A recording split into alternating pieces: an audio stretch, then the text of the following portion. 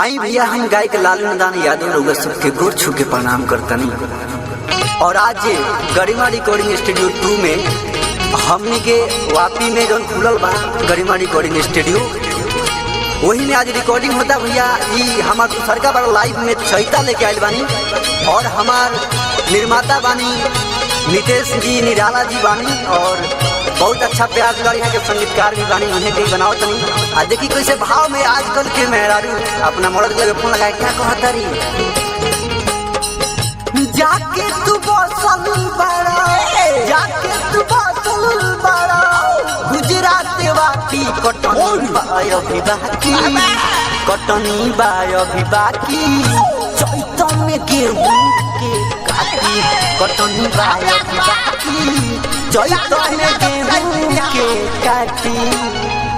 जाके तू बसल बड़ा, जाके तू बसल बड़ा गुजरात वापी कटनी बाय भी बाकी, कटनी बाय भी बाकी चैत में गेहूं के काटी, कटनी बाय भी बाकी चैत में गेहूं के काटी। भैया बाबा क्या बात है, क्या बात है। विनोद जी जय हो, मनीष जी, प्रकाश भैया क्या होता राइटिंग में हुई और हिला वो पूरा छपरा बिहार।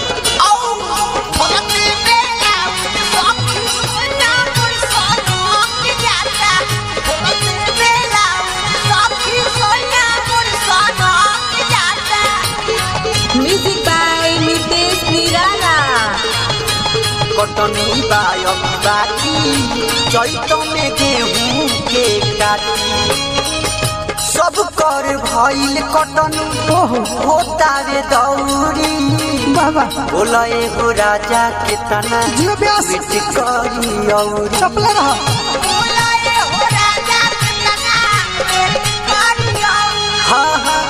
सब कर भइल कटनी होता रे दौरी, बोला ए राजा के तना बिट करी औरी। देवारा के चिंता नइखे, देवारा के फिकिर नइखे, भइल उत पाती कटनी बाय भी बाकी, कटनी बाय भी बाकी चैत में गेहूं ओलक काटी, कटनी बाय भी बाकी चैत में गेहूं के काटी। बाबा क्या है महेंद्र भैया, क्या बात है, पूरा जोताई कर दूंगी। नहीं ऐसा मत बोलिए, अभी तो कटनिए चालू बा, कटवे खातिर राजा जी के बुलाओ कर काटे खातिर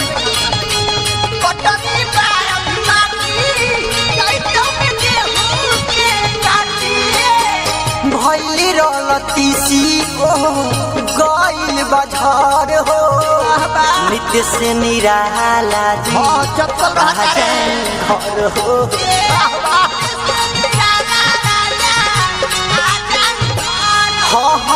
भइले रलतीसी गइल बाजार हो, नित्य से निराला आ जाए घर हो। लालू नदाना के, लालू नदाना बनवले बसाथी कटनी बाय भी बाकी, कटनी बाय भी बाकी चैत में गेहूं के काटी, कटनी बाय भी बाकी चैत में गेहूं के काटी।